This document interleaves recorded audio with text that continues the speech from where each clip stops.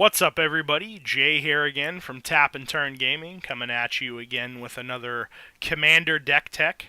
So today we have a deck tech for one of the legendary creatures from the recent Commander 2018 precons, which, in my opinion, if I could divert for just a second, the 2018 precons for Commander are probably the weakest ones out of all the ones that Wizards of the Coast has made so far.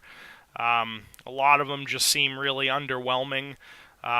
Some of them seem just kind of really all over the place. Some certain ones have certain themes that they said, were kind of the focus of the deck, but I really feel like the theme gets lost in translation in a lot of the decks. Don't get me wrong, there's some pretty cool cards, new cards from these precons, which today's deck tech is built around one of the cooler cards. But overall, the decks are, in my opinion, just pretty weak. They focused on Planeswalkers as the commanders again this year, which, isn't something new. They did that with the monocolored decks. But anyway, I don't want to get too long-winded about that. So as you can see, today is for Xantcha, Sleeper Agent, with a discard sub-theme. So let's take a look at Xantcha. She is a 5/5 for 3 via 1, a black, and a red.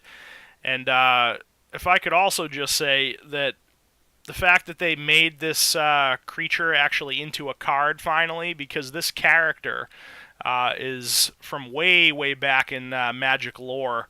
She was a Phyrexian sleeper agent that, has pretty deep ties in the lore, I guess you could say. And what I really do like about it is that there's actually art from another Magic card in the background of this card. If you look close enough, you can see the artwork for Phyrexian Tower in the background there. So I thought that was pretty damn cool. Kind of an ode to, old school lore. The fact that they finally made this character into a card. I really like it when they do that, when there's characters mentioned on flavor texts of cards, but you never actually see a physical card for that character.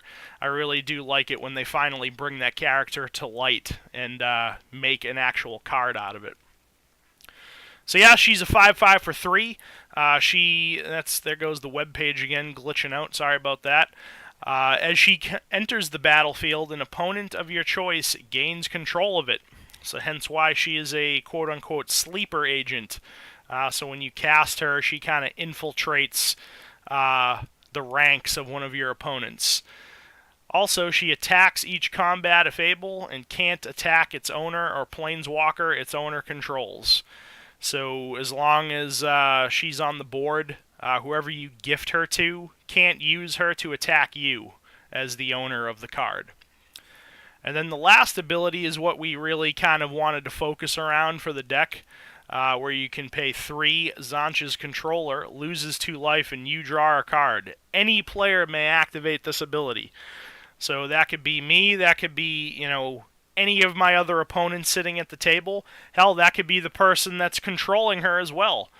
They can pay 3 and drain themselves 2 life to draw a card, which can kind of give them an advantage as well. But if you're playing a multiplayer game, it's probably going to hurt a lot more for them, seeing as that any player can activate this ability.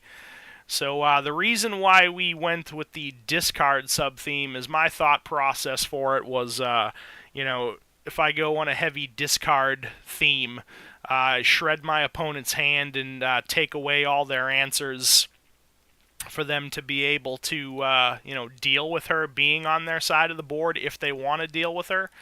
Some people might want to keep her around so that they can drain themselves and draw cards.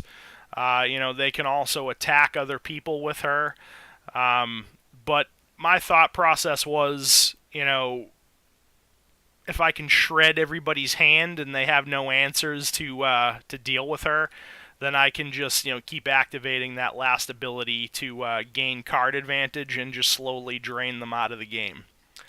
So that was my my idea for the deck. I have seen a couple of other decks online built around her, built around like a heavy political deck, to play politics a bit. I'm not a huge fan of politics myself.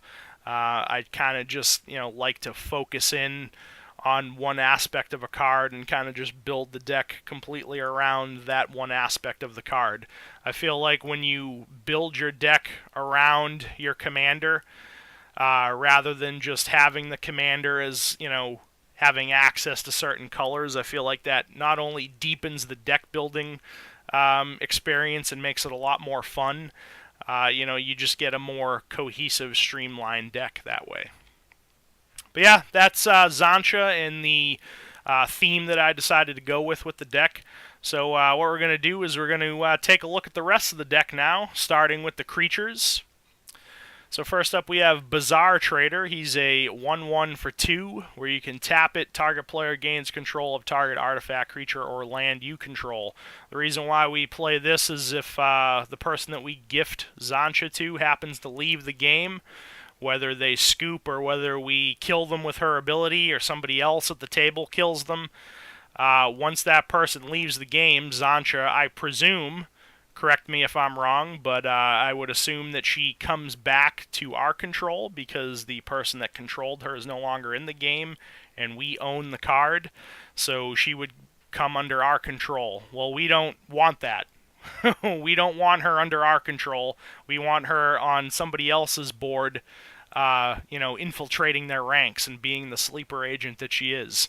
So this is why we have the Bazaar Trader in there, to have access to gift her back to somebody else if we happen to gain control of her via someone leaving the game, or they find a way to give her back to us. Next up we have Nezumi Bone Reader. You can pay a black, sacrifice a creature, target player discards a card. You can only play this ability anytime you could cast a sorcery. So not only does this give us a sacrifice outlet, it forces people to discard cards, which is what we want to do. Next up we have Nezumi Grave Robber. The image for the card isn't popping up on the screen here, and the web page decided to bug out again. Apologies for that.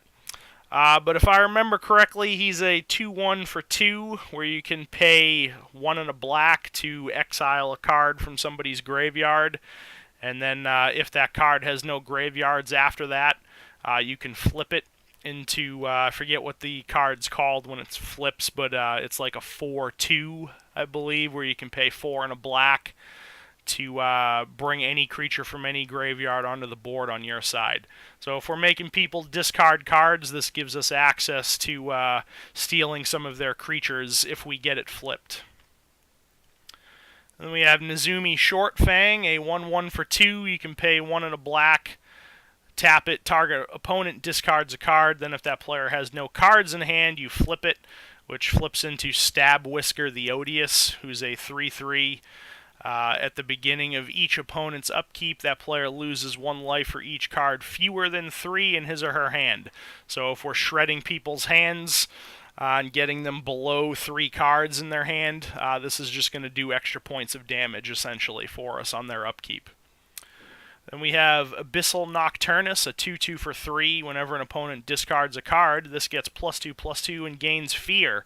So it's kind of a way for us to get in pretty heavy damage, especially, if our opponent can't stop it because they might not be playing black or artifacts. So it's just a way for us to sneak in some damage by, making them discard cards, which is what we want to be doing in this deck.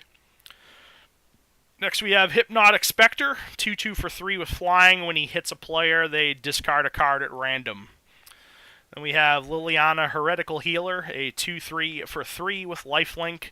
Whenever another non-token creature we control dies, she gets exiled, and then she returns to the battlefield transformed. When we do that, we also put a 2/2 black zombie creature token onto the battlefield. And when she flips over, she becomes Liliana Defiant Necromancer, a planeswalker. With 3 loyalty, you can +2 each player discards a card, which is what we want to be doing. -X, return target non-legendary creature card with convert a mana cost X from your graveyard to the battlefield, so it gives us some resurrection there for creatures in our graveyard.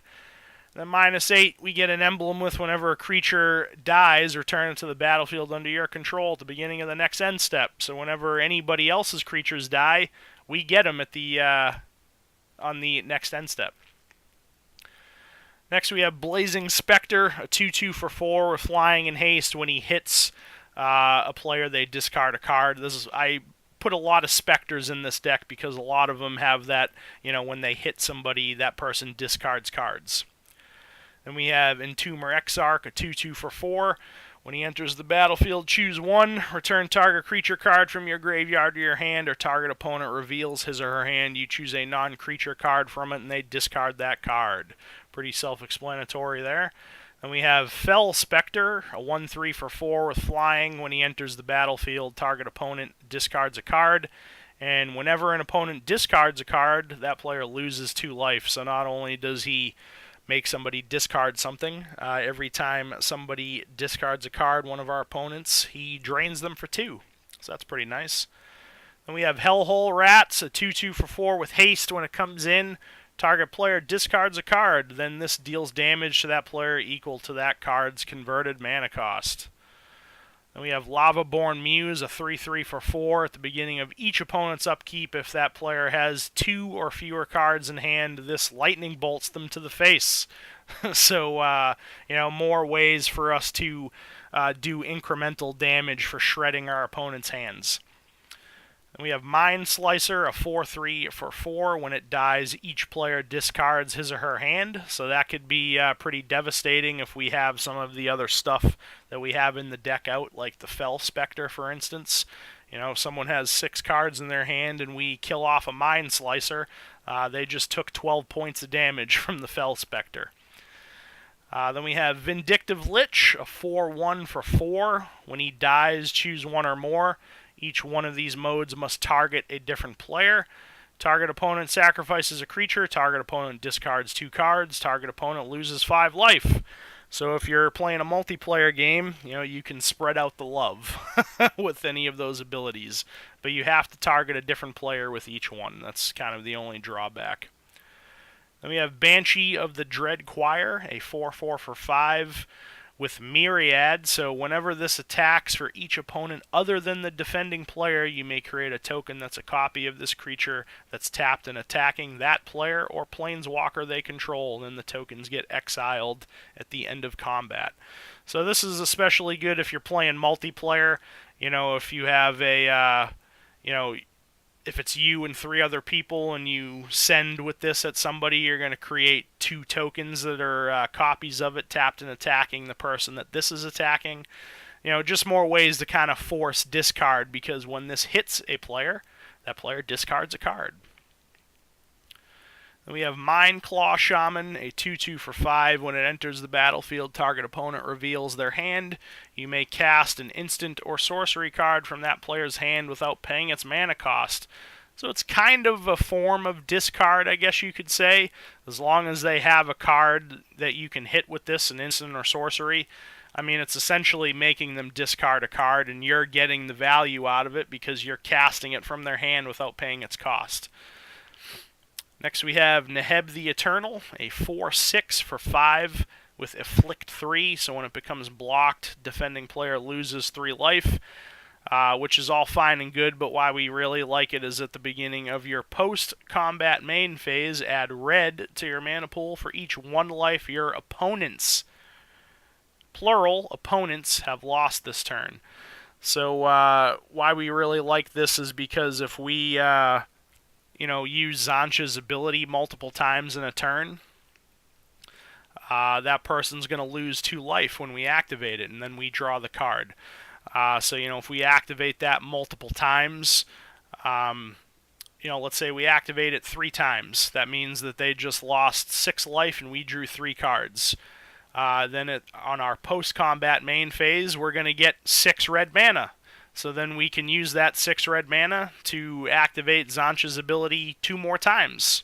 So, I mean, it's just ways to, bank a lot of red mana into our mana pool, ideally to just sink into Xantcha's ability. Then we have Phyrexian Delver, a 3/2 for 5. When he comes in, return target creature card from your graveyard to the battlefield. You lose life equal to its CMC. Just a way for us to, get some value back from our graveyard. Then we have Sadistic Hypnotist, a 2/2 for 2/2 for 5, where you can sacrifice a creature, target player discards 2 cards. Activate this ability only when you could cast a sorcery. Probably one of the more prevalent discard things in the deck. Not only is it a sacrifice outlet, which is nice, someone happens to gift Xantcha back to us, we can use this to get her back to the command zone so we can recast her and then gift her back to somebody, and then that player will discard 2 cards. So it's kind of a free sack outlet and forcing somebody to discard cards. Next up, we have Horde Smelter Dragon, a 5/5 for 6 with flying. We can play. Damn it, not play. Pay. Come on, Jason. Speak right. Damn it. So pay 3 in a red. Destroy target artifact. Horde Smelter Dragon gets +X/+O until end of turn, where X is the artifact's converted mana cost. We just have him in here for some artifact hate. A lot of ways that people could ruin or foil our plans if we happen to not shred certain things out of their hand. Someone could drop down a free sacrifice outlet and then sacrifice Xantcha, and then we get her back to the command zone, and then we have to cast her again. Horde Smelter Dragon is there to kind of break those toys that people can use, like Ashnod's Altar or Carnage Altar or things of that nature. They are specifically artifacts that he destroys, but there's plenty of pesky artifacts that I can think of that this would be able to break, and then he gets bigger for that artifact's converted mana cost, so that doesn't hurt either. We have another Spectre in Scythe Spectre, a 4/4 for 6 with flying. When he hits a player, each opponent discards a card. Each player who discarded a card with the highest converted mana cost among cards discarded this way loses life equal to that converted mana cost. So when he hits somebody, all of our opponents discard a card, and then whoever discards the card with the highest cost will lose life equal to that card's cost. Then we have Urgoros, the Empty One, a 4/3 for 6 with flying. When he hits a player, they discard a card at random. If they can't do that, we draw a card. So if they're already empty-handed and he hits them, then we draw a card instead of them discarding a card at random. Then we have Herald of Anguish, a 5/5 for 7 with Improvise, so it's kind of like Convoke, so we can tap artifacts down to lower his mana cost. He also has Flying. At the beginning of your end step, each opponent discards a card, which is the main reason why we're playing him. But he also can pay 1 and a black, sacrifice an artifact to give target creature -2/-2 until end of turn. So, if we have some artifacts on the board that we don't necessarily need around anymore and we need to get some creature that's given us problems off the board, we can use that ability. Then lastly, Meteor Golem, a 3/3 for 7. When he comes into play, destroy target non-land permanent and opponent control. So just a way for us to blow up something pesky on the other side of the board that's given us problems. Alright, so that's our creature package. Next up, we'll take a look at our spell packages, our instants and sorceries. We'll take a look at those first. And first up, we'll look at the instants. So we have Rakdos Charm, a black and a red where we can choose one of the following. Exile all cards from target player's graveyard or destroy target artifact, or each creature deals 1 damage to its controller. So, lots of options, being able to essentially Bajuka Bog somebody or break an artifact, or if someone's playing like a token strategy and trying to go really wide, this can hurt a lot for them as well if we choose that last mode. Hero's Downfall, an instant that lets us destroy target creature or planeswalker. Pretty self-explanatory there, just a little spot removal. Same here with Murder, destroy target creature at instant speed, no color restrictions or anything. Unlicensed Disintegration, destroy target creature if you control an artifact. This also deals 3 damage to that creature's controller, so that's pretty nice. And then Vraska's Contempt, exile target creature or planeswalker, and we gain 2 life. So more or less, all of our instants are kind of just spot removal with the exception of Rakdos Charm. Doesn't directly kill anything, but the modes on it are pretty handy sometimes. Then we'll take a look at the 9 sorceries that we play. We play a Vandal Blast, one red for a sorcery, destroy target artifact you don't control, or you can overload it by paying 4 and a red, and if you overload it, you change its text by replacing all instances of target with each. So if you overload it, you destroy each artifact you don't control. So everybody else's stuff at the table. Diabolic Intent, essentially demonic tutor, but we also have to sacrifice a creature as we play it, which is pretty good if Xantcha happens to make it back to our side of the board somehow. We can cast this, sacrifice her to get her off the board on our side, so she goes back to the command zone. We can cast her again, and then maybe we can tutor up like Bazaar Trader, or I think we play one other spell. I can see it in the list here where we can gift her back to somebody, so we have that in our hand if someone finds ways to get rid of her again.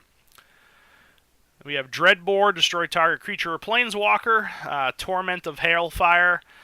This can be a pretty devastating card to play if you have lots and lots of mana to sink into the X cost. So it's 2 black and X. Repeat the following process X times. Each opponent loses 3 life unless that player sacrifices a non-land permanent or discards a card. So if we're shredding somebody's hand, maybe they don't have any cards in hand to discard. So now they're forced to either lose 3 life or sacrifice a non-land permanent. Well, if we're also shredding their hand, they might not necessarily have a lot of things on the board, because we've been just ripping them out of their hand as the game progresses. So the only mode left for them to choose is to lose 3 life. So if we dump a lot of mana into the X cost on that, we could, in theory, wipe out an entire table. If we happen to make people lose 3 life enough times. But the other modes on it, having to sacrifice a non-land permanent or discard a card, are also pretty devastating. And we have Harmless Offering, another way for us to be able to gift Xantcha back to somebody if they happen to give her back to us. Target opponent gains control of target permanent you control. Diabolic Tutor, everybody knows what that does. Search for a card, put it in your hand, then shuffle. Siphon Mind, a 4-cost sorcery. Each other player discards a card, and we draw a card for each card discarded this way. Skull Rend, a 5-cost sorcery. It deals 2 damage to each opponent, then then those players each discard 2 cards at random. Pretty devastating card, honestly. Not only is it going to deal damage to everybody else at the table, but they're going to have to discard 2 cards at random.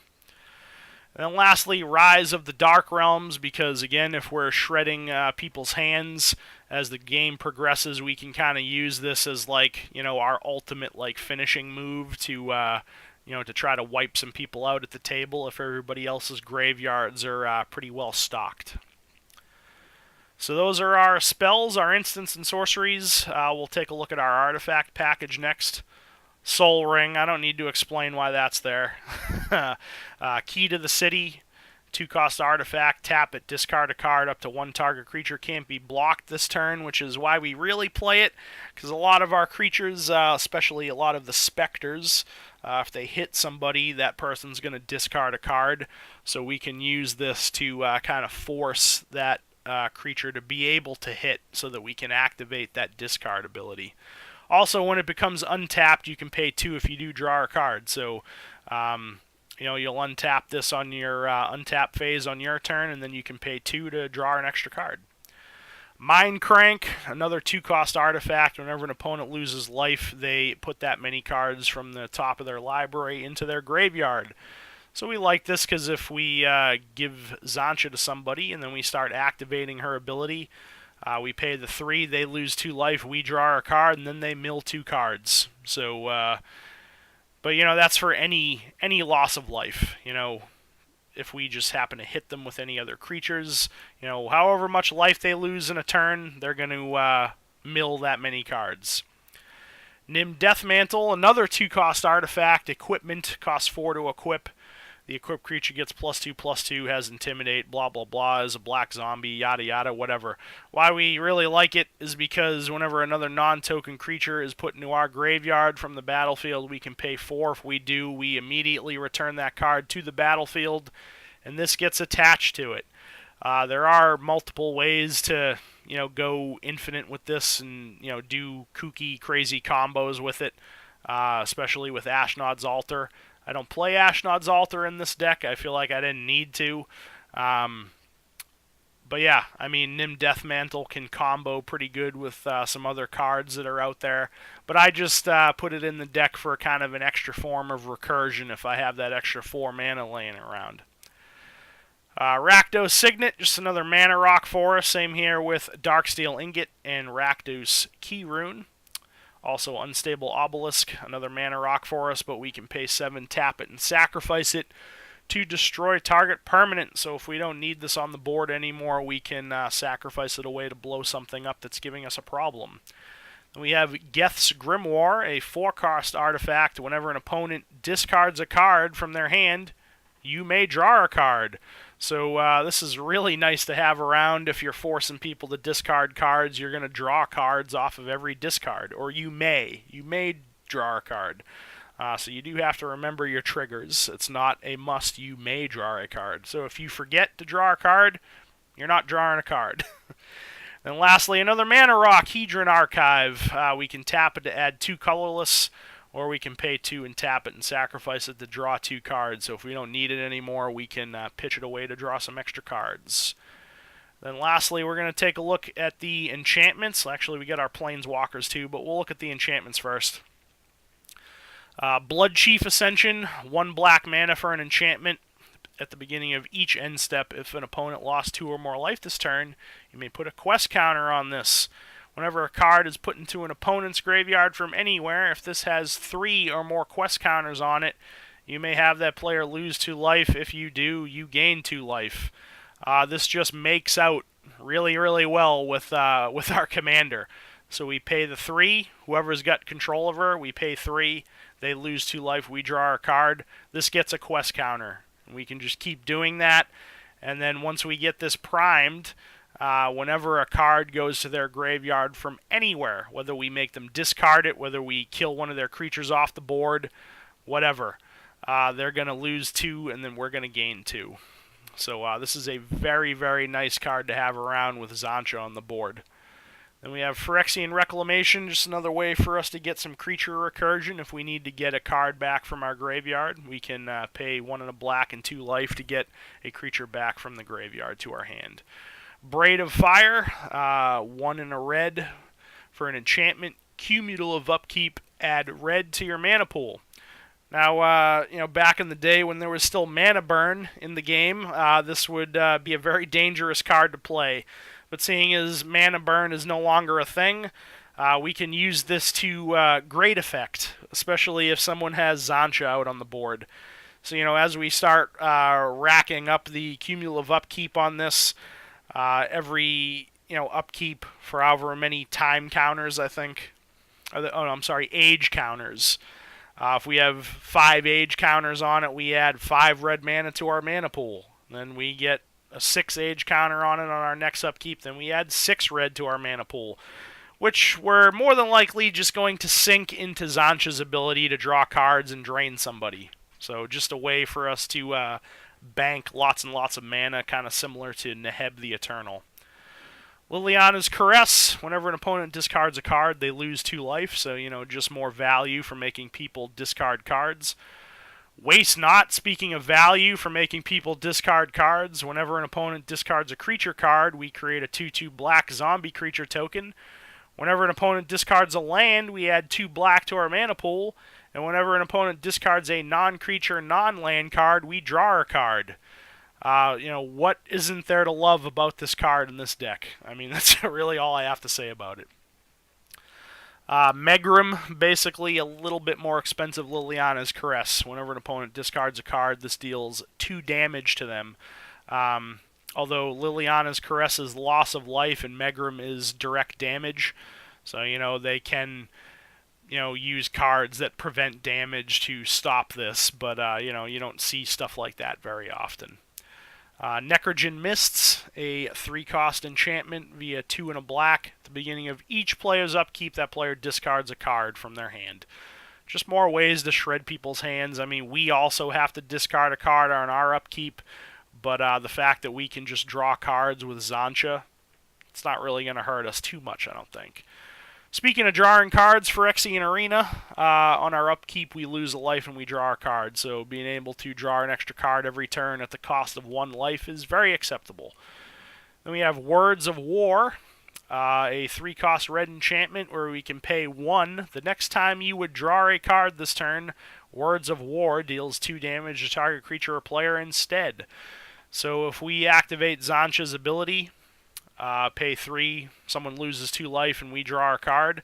Off of that draw, we could pay 1 instead of drawing the card to deal 2 damage to a creature or player. So, we can basically replace our draws with shocks, which could be very nice if you need to maybe finish somebody off, or, you could use that to finish 2 people off at once. Maybe, you activate Xantcha's ability, and that will drain somebody out of the game, and then you can use the draw to shock somebody else to get them a little bit lower. Just really nice value if you want to replace your draw with that ability. And then also Words of Waste. 3-cost black enchantment, pay 1. The next time you would draw a card this turn, each opponent discards a card from his or her hand instead. So just ways to basically chain for somebody to keep discarding cards. So we pay 3 on Xantcha. Someone loses 2, we draw our card, then we replace our draw with this, make them discard a card, and then, if we have Geth's Grimoire out, off them discarding, we can draw, and then pay 1, make them discard again. Words of Waste and Geth's Grimoire, kind of, as long as you have the mana to do it, you can instantly shred somebody's hand that way. Black Market, a 5-cost black enchantment. Whenever a creature dies, put a charge counter on this, and at the beginning of your pre-combat main phase, add black to your mana pool for each charge counter on it. It's there because of the same reasons Neheb the Eternal and Braid of Fire, just to bank a whole bunch of mana so that we can dump it into Xantcha's ability. And then lastly, we have Larceny, 5-cost enchantment. Whenever one of our creatures hits a player, they discard a card from their hand. So kind of gives them like a Spectre-like ability on our non-Spectre creatures. And then we got the 2 Planeswalkers we run. We got Angrath the Flame Chained, 5-cost walker via 3, a black and a red with 4 loyalty. Pay 1, each opponent discards a card and loses 2 life.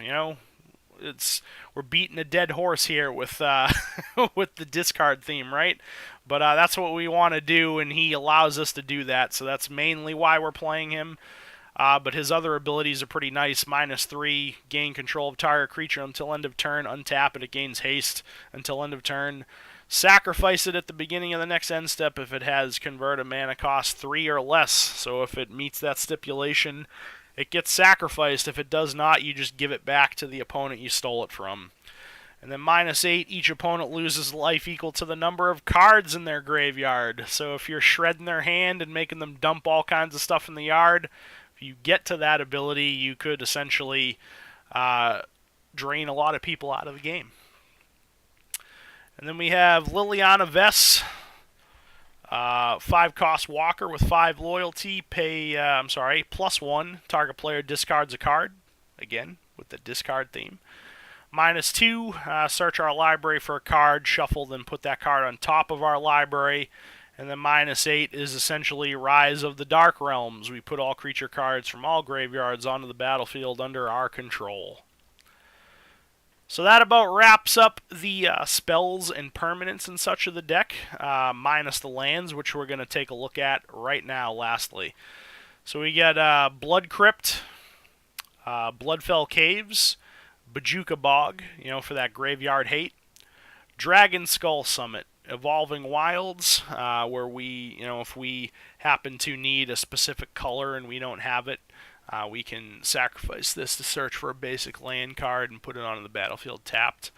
Then we have Foreboding Ruins, Gyre Reach Sanitarium, Basically there for its second ability. Obviously it generates mana, but we can pay 2 and tap it. Each player draws a card, then discards a card. Just more ways to, for us to draw cards and also force everybody else to discard cards. I mean, we have to do both things as well, but the players discarding cards, everybody else at the table is probably going to hurt them more than it's going to hurt us. Graven Cairns, Molten Slag Heap, then 5 Mountains, a Rakdos Carnarium, Rakdos Guildgate, Reliquary Tower, because we can draw lots of cards in this deck, and we don't want to have to pitch any of them away at the end of our turn. So we have the Reliquary Tower for no maximum hand size. Rigsby Dungeon Palace, basically just there for its secondary ability. Pay 3, tap it, each player discards a card. We have Rogue's Passage to be able to force some of our creatures that cause discard when they hit, so target creature can't be blocked this turn, just to force through some of our stuff to be able to either trigger a discard or, maybe we've got a huge Abyssal Nocturnus that we want to get in with somebody, or get in with on somebody. Maybe they have a black creature that can block it. Either way, it just lets you force a big creature through. Smoldering Marsh, Sulphurous Springs, 14 Swamps, Temple of Malice, and Terramorphic Expanse, which is essentially just another Evolving Wilds. So that about wraps up the deck, guys. So let me know what you think in the comment section down below of this particular kind of idea for Xantcha. I think it could be pretty interesting to play. I feel like it probably wouldn't be fun to play against, particularly, especially if you're playing like 1v1. I feel like this could potentially really make your opponent salty, because seeing as, if you're playing 1v1 and you cast Xantcha, she's basically just going to sit there on their side of the board unless they have a way to sacrifice her or get her off the board, because she can't attack you, so she's just going to sit there and you're going to be able to just keep activating that ability. Granted, they could also activate it to draw cards to try to find answers, but they're also going to lose life in the process. And even if they start drawing cards with it, we've got plenty of ways to shred those cards out of their hand.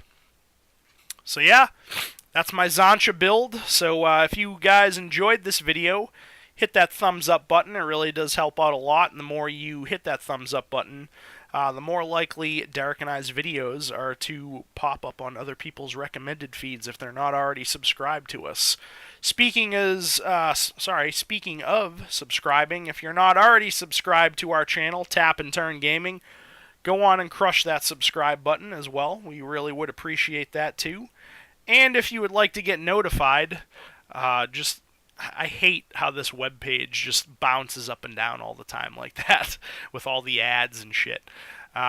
Anyways, if you're not already subscribed, hit that subscribe button. And if you would like to get notified each and every time we upload a new video here on Tap and Turn Gaming, hit that little bell icon next to the subscription button, and then you will also get notifications each and every time we upload a new video here on Tap and Turn Gaming. So with that said, that wraps up everything. So this has been Jay, once again with Tap and Turn Gaming, with my Xantcha Sleeper Agent build with a discard theme. Again, hope everybody enjoyed watching the video, and we will catch you later in the next one. Thanks a lot for watching.